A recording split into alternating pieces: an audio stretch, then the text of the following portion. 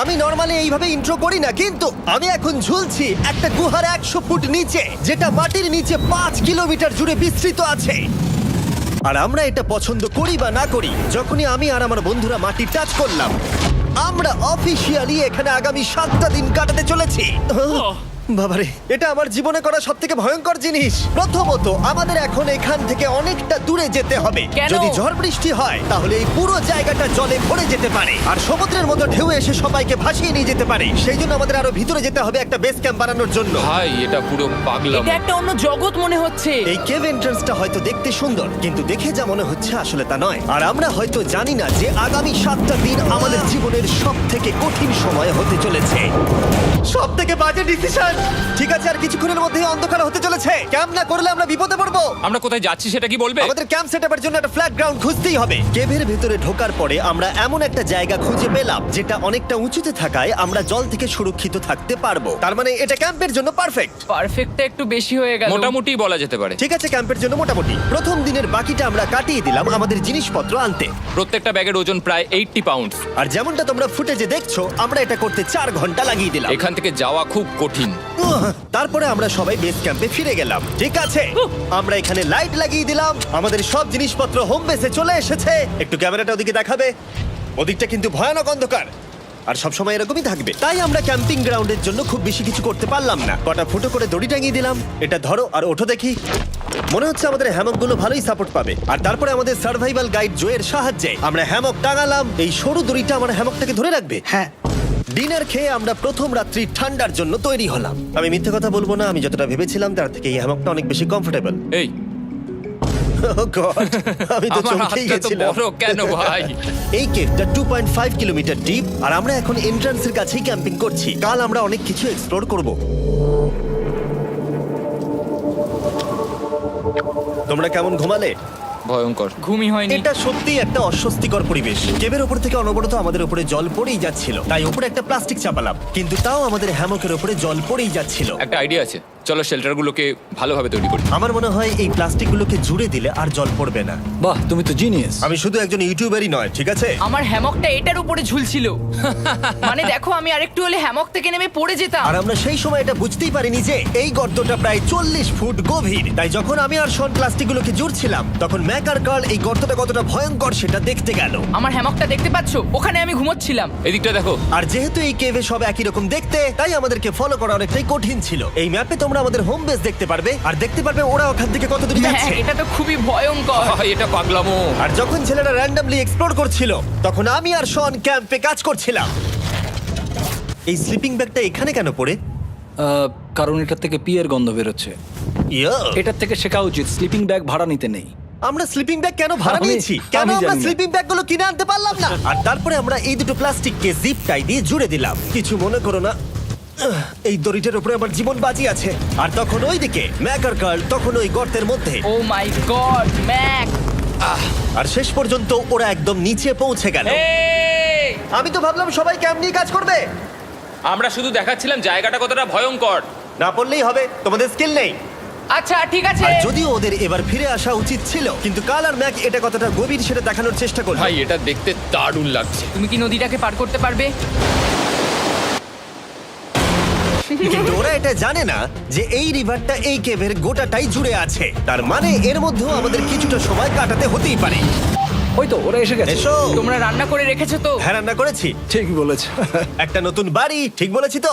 একদম। এখন আমাদের একটা ছাদ আছে। আর এটা তো দারুণ। জিমি রান্না বেশ ভালোই আর করেছে। আমরা আমাদের ফায়ার পিটটাকে এই সুন্দর জায়গাটাতে নিয়ে এসেছি। জায়গাটা কেমন? বেশ গরম। আরামদায়ক। এই পাথরগুলো গরমটাকে ধরে রাখবে এবং ওপর থেকে যে পি পড়ছে সেগুলোকে আটকে দেবে। ওটা পি নয়। তাহলে ওটাকে কি বলবো? যদি জানি না, হয়তো বৃষ্টির জল হবে। না, এটা বৃষ্টি নয়, পাথর মানে ইয়ে তুমি করছে। এই একটু উপরে দেখাও। তুমি মেঘ দেখতে পাচ্ছো? পাথর দেখা যাচ্ছে। এটা বৃষ্টি নয়, রক পি। Rock P. ঠিক আছে, রক পি। ঠিক আছে, এটা রক পি। আর একটা শুকনো রাত ঘুমিয়ে কাটাবার পরে আমরা ঠিক করলাম জো আমাদের সার্ভাইভাল এক্সপার্ট, তাকে নিয়ে আমরা কেভের শেষ প্রান্ত অব্দি যাব। Cave, cave! Cave, cave, cave! Cave. Cave! দেখা যাক আমরা কেভের কতটা গভীরে যেতে পারি। তোমরা কিন্তু মনে রাখবে আমরা সবেমাত্র কেভের এন্ট্রান্সের দিকেই আছি, আর আমাদের ইচ্ছা এই কেভের শেষ প্রান্ত অব্দি যাওয়া, অবশ্যই না মরে গিয়ে। ও মাই গড, এটা তো খুবই স্টিফ। আরে এটা তো সবে শুরু। আমরা কেভের আরো গভীরে এসেছি। তোমরা সবাই সাবধানে আসবে। এটা খুবই ছোট জায়গা, আমার মনে হয় না এখান থেকে আমি যেতে পারবো। কেভ এক্সপ্লোরের ইন্টারেস্টিং জিনিসটা হলো যা হোক করে আমাদের এই ছোট্ট ফাঁকগুলোর মধ্য দিয়ে এগিয়ে যেতে হবে। ও মাই গড, খুব ছোট জায়গা। আর তারপরেই খুব বড় একটা জায়গা আসবে, সেটা এতটাই বড় যে কিছু না দেখতে পাওয়ার জন্য এটা করতে হলো। ও মাই গড!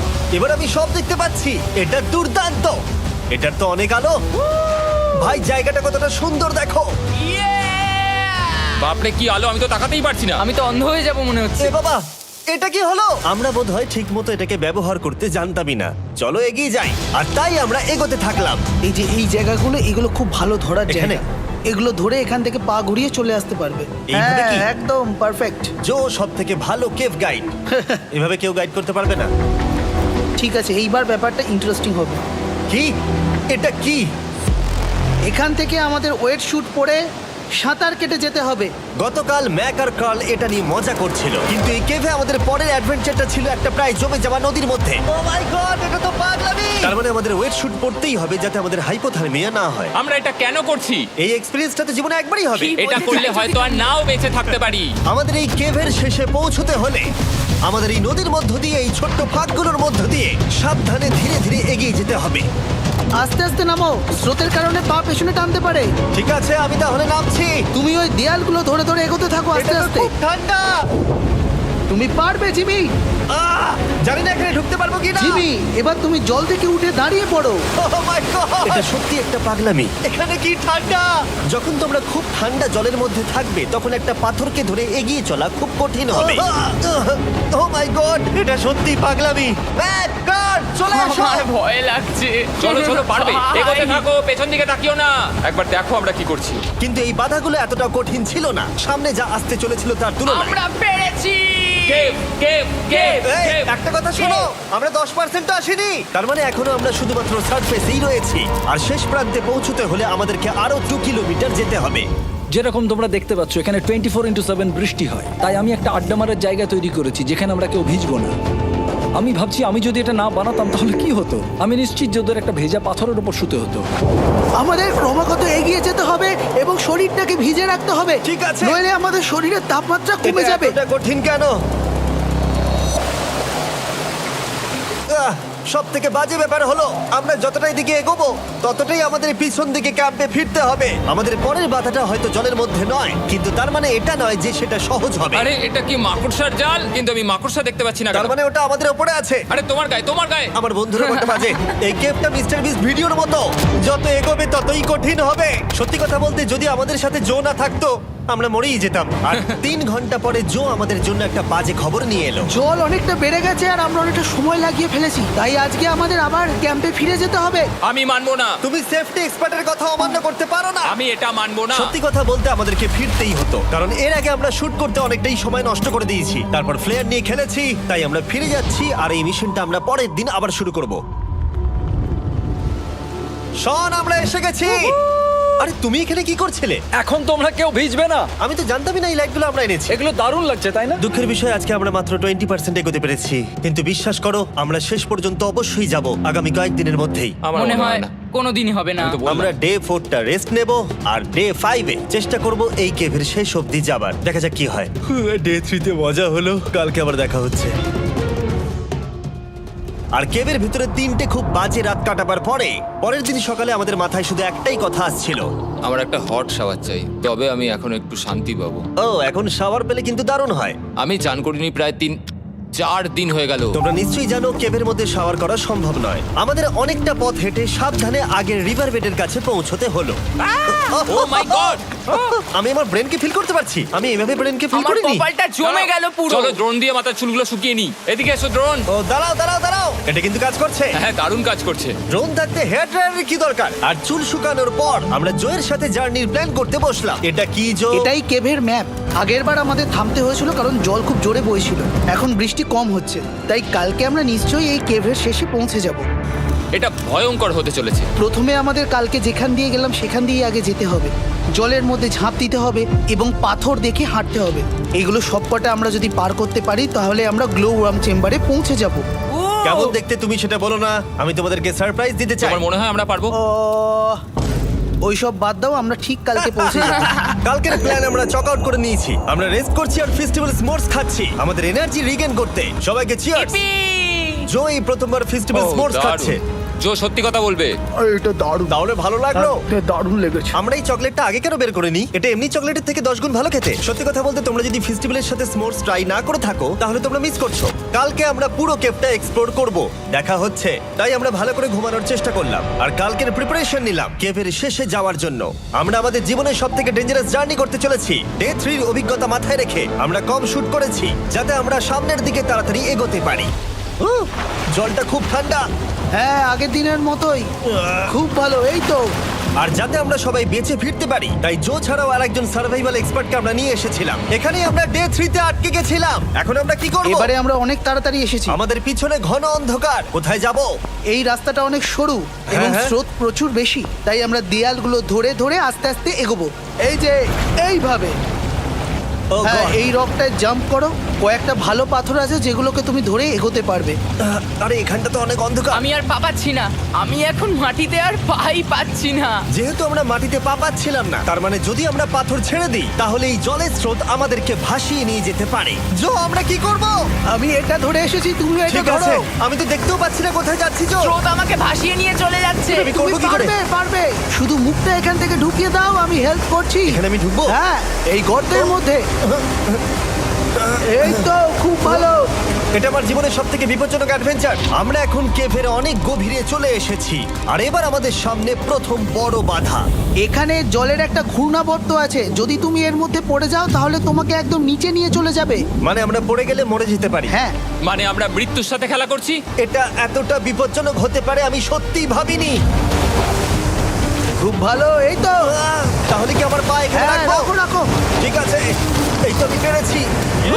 এটা আমার ভাবনার থেকেও বেশি কঠিন ছিল। এই নদীটা কতটা শক্তিশালী এই গোটা কেভটাকে তৈরি করেছে। কিন্তু মজার ব্যাপার হলো আমরা পাথরের মতো শক্তিশালী নই। আমি শুধুমাত্র মানুষের মতোই শক্তিশালী। সৌভাগ্যবশত কাল এই অ্যাডভেঞ্চারে লিড করেনি, তার বদলে আমরা একজন অ্যাভেঞ্জার জোকে পেয়েছি। ও কতটা এক্সপার্ট তার প্রমাণ হিসেবে বলতে পারি। সে লিটারালি কতটা ওপর থেকে আমাদেরকে নদীতে ঝাঁপ দিয়ে দেখালো।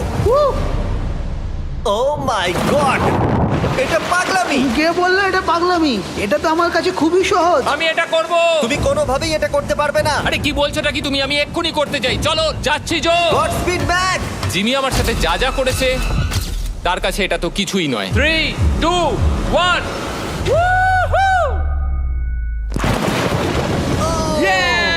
তুমি করবে? না, আমরা না এগুলো শেষ পর্যন্ত যেতে পারবো না। ও মাই গড, আমাদের নিচের দিকে যেতে হবে। আমরা সবসময় স্রোতের উল্টো দিকে কেন যাই? এখন শুধু আমি ভেসে ভেসেই যেতে পারবো, আর কিছু না। এই জলের তলায় অনেক ধারালো পাথর আছে, তোমরা সেগুলোকে দেখতে পাবে না, তাই সাবধানে পা ফেলবে। ও মাই গড, আবার এটা গভীর আরে হচ্ছে। আমার পা তো কিছুর উপরে রাখতে হবে। ছোট পাথরগুলোই একমাত্র বাধা ছিল না, মনে হচ্ছে আমাদের প্রতিটা পদক্ষেপে।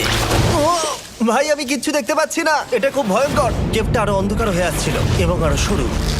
আর তখন আমরা জানতাম না যে আমরা ফিনিশ লাইন অবধি পৌঁছতে পারবো কিনা। আমি ক্লান্ত হয়ে পড়েছি। এই কেভে আরো কঠিন বাধা আসার আগে তোমাদেরকে আমি কিছু দেখাতে চাইবো। জো, তোমার ব্যাগটা দাও। Thank you. তুমি জানো এর মধ্যে কি আছে? না, জানি না কি আছে। Brand new mister beast lab swamp. সত্যি কথা বলছি, গত 5 ঘন্টা ধরে যেহেতু আমি অনেক পরিশ্রম করেছি তাই কোনো মতেই এখন এটা আমি বলার মতো অবস্থায় নেই। তাই এটা শুট করার 1 মাস পরে আমি পুরো কেপ সেটটা তৈরি করলাম ফিউচার জিমি নেম ট্যাগ দিয়ে। তারপরে বললাম, হে আমি ফিউচার জিমি আর আমি এখন তোমাদেরকে বলবো brand new toy line of mister beast lab swamp সম্পর্কে। এটা একটা কালেক্টেবল টয় লাইন আর এখানে 119টা ইউনিক ডিজাইন ক্যারেক্টারও আছে যা তোমরা কালেক্ট করতে পারো। আর সবথেকে দারুণ ব্যাপারটা হলো কোন ক্যারেক্টারটা তুমি পেয়েছো সেটা জানতে হলে এই টিউবে ওয়াটার দিয়ে নাড়াতে হবে আর তোমার সোয়ামস তোমার সামনে চলে আসবে। আর আমি এটা ডেমনস্ট্রেট করতে এই বিশাল বড় টিউবটাকে বানিয়েছি। এই টিউবটাকে জল দিয়ে ভরে দাও। তোমাদের এত জলের দরকার নেই, এটা অনেক বড় বলে এত লাগছে। ঠিক আছে, এটা এখন জলে ভর্তি হয়ে গেছে। এবার এটাকে একটু নাড়াতে হবে। এটা কি আর নাড়াতে হ্যাঁ হবে? হ্যাঁ, অনেক নাড়ানো হয়ে গেছে। এবার জল ঢালো এখানে। জো ঢালছে। আর জল ঢালার পরে তোমরা দেখতে পাবে তোমরা কোন সোয়ামটা পেয়েছো। এটা সব থেকে রেয়ার হাইপোক্রোম, যেটা মাত্র 1000টা বানানো হয়েছে। জো, এটা তোমার। থ্যাংক ইউ সো এটা চাই। আর এটা তোমার। কাল কি নেবে? আমার কাছে দুটোই ছিল। আর আমরা শুধু সোয়ামেই থেমে নেই, আমরা এই অ্যাকশন ফিগার প্যান্থারগুলো বানিয়েছি যেগুলো এই ব্রিফকেসে আছে, আর এই সোয়ার্মের মতো এই মিউটেটর। যখন তোমরা কিনবে দেখতে পাবে এর ভেতরে কি আছে। কোথায় কিনবো? ভালো হয়েছে জিজ্ঞাসা করলে। মিস্টার বিস্ট ল্যাব টয়েস এখন তোমরা পৃথিবীর সব জায়গায় পেয়ে যাবে। এগুলো সব বেরিয়ে গেছে, তোমরা গিয়ে কিনে নাও। আর কেবের মধ্যে অনেক সমস্যা পেরোনোর পরে আমরা ফাইনালি পৌঁছে গেলাম গ্লো ওয়ার্ম চেম্বারে। ভাই এবার খুব ভালো লাগছে। ঠিক আছে টিম, তোমাদের গ্লো ওয়ার্ম চেম্বারে স্বাগত। এ তো দারুণ। এটা দারুণ লাগছে। ভাই এটা পৃথিবী মনে হচ্ছে না এখানে একদমই। যে আলো তোমরা দেখতে পাচ্ছ সেগুলো আসলে ছোট্ট ছোট্ট বায়োলুমিনেসেন্ট গ্লো ওয়ার্ম তৈরি করেছে। এটা দেখতে অনেকটা মিল্কি ওয়ে গ্যালাক্সির মতো লাগছে। ওয়াও! আর এই মুহূর্তটা, এই ভিউ, সত্যি বলতে এই ট্রেকের সমস্ত ক্লান্তি যেন দূর করে দিল। এখানে অবধি পৌঁছানো যেন সত্যি একটা অ্যাচিভমেন্ট ছিল। কিন্তু এখন আমাদের যাত্রা শেষ হয়নি, কারণ আমাদের এখান থেকে এখন বেস ক্যাম্পে ফিরতে হবে। আজকে ডে 6 হতে চলেছে, এখনো ওরা আসেনি আর আমি খুব ক্লান্ত। আমার মনে হয় না আমি ভালো করে ঘুমোতে পারবো, ওদের জন্য খুব চিন্তা হচ্ছে। এই ট্রিপটা অনেকটাই সহজ ছিল কারণ আমরা স্রোতের সাথে ভেসে ভেসে যাচ্ছিলাম। আর যেহেতু তোমরা এই ট্রিপটা দেখেছো তাই আমরা এটাকে স্কিপ করলাম। কিন্তু সত্যি বলতে এই জার্নিটাও অনেকটা বেশি সময় নিল, কারণ আমরা ক্যাম্পে পৌঁছানোর আগেই 6 নম্বর দিন চলে এলো। শন, সবাই ঠিক আছে তো? আমার খুব চিন্তা হচ্ছিল। Happy day 6। ডে 6 খুব ভালো। এনার্জি বাড়াতে আমরা আগুনের উত্তাপ নিলাম এবং ফাইনালি আমরা কিছু খেতে পেলাম। এটা খুবই অ্যাডভেঞ্চারাস ডে ছিল। কালকে দেখা হচ্ছে, মানে আজকেই হয়তো। এটা হয় ডে কোনোদিন 6 হবে না। নাকি আজকে, না আমি জানি না। এত বড় ট্রেক সম্পূর্ণ করার পরে শারীরিকভাবে চূড়ান্ত ক্লান্ত হওয়া সত্ত্বেও জানি না কেন কিন্তু আমি একদমই ঘুমাতে পারছিলাম না।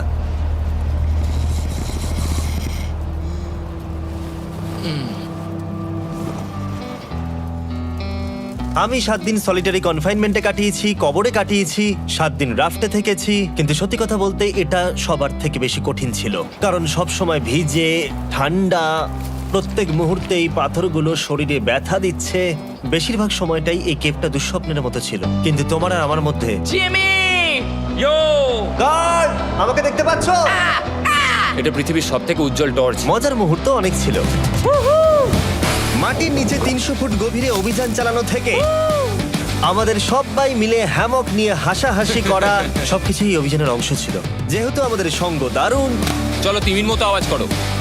তাই এই ভিজে, ঠান্ডা, পাথুরে অদ্ভুত কেভের ট্রিপটা বদলে গেল আমাদের জীবনের সব থেকে সুন্দর মুহূর্তে।